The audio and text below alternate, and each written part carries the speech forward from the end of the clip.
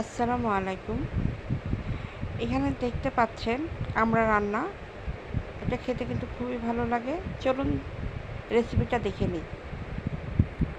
প্রথমত আমি কড়াইতে তেল দিয়ে দিচ্ছি। এটা হাফ কাপের চাইতে একটু কম দিবেন।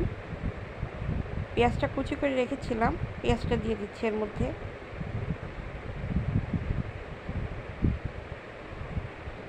পেঁয়াজটাকে ভালো করে নেড়েচেড়ে নিতে হবে, যাতে পুড়ে না যায় সেদিকে খেয়াল রাখতে হবে।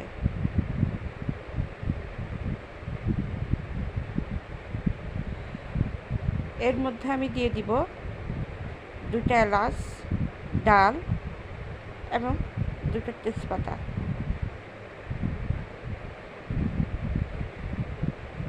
দেখতে পাচ্ছেন বেশ ভাজা ভাজা হয়ে আসছে।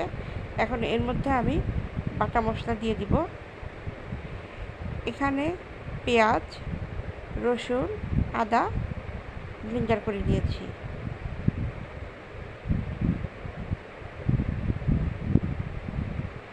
এখানে একটু পানি দিয়ে দিচ্ছি, মশলাটা যাতে পুড়ে না যায়। এখানে গুঁড়া মশলাটা ব্যবহার করব।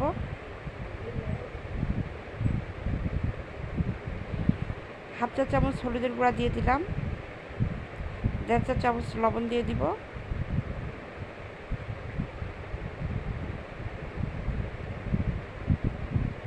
1 চা চামচ ধনিয়ার গুঁড়া এবং হাফ চা চামচ জিরার গুঁড়া দিয়ে দিলাম।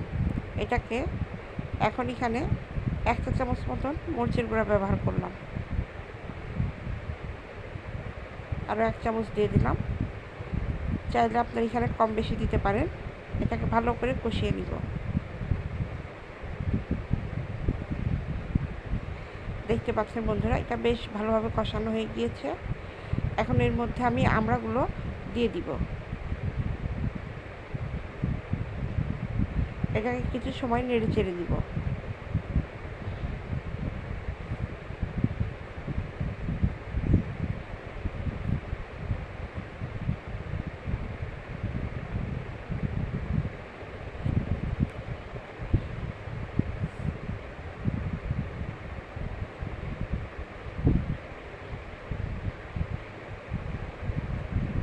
এখন হালকা পরিমাণ পানি দিয়ে কিছু সময়ের জন্য আমি এটা ঢেকে রাখবো।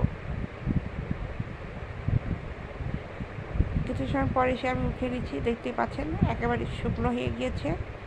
এভাবে যদি আমড়াটা রান্না করেন খেতে কিন্তু অসাধারণ লাগে। অবশ্যই ট্রাই করবেন। যদি রান্নাটা ভালো লেগে থাকে অবশ্যই লাইক, কমেন্ট, শেয়ার করবেন। আমার চ্যানেলটাকে সাবস্ক্রাইব করে দেবেন। এখন এখানে সামান্য পরিমাণ একটু চিনি দিয়ে দিচ্ছি।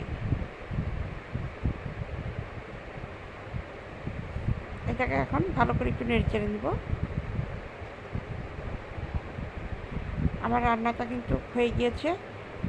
আশা করছি আপনারাও এভাবে ট্রাই করবেন। অবশ্যই আপনাদেরও ভালো লাগবে। আসসালামু আলাইকুম।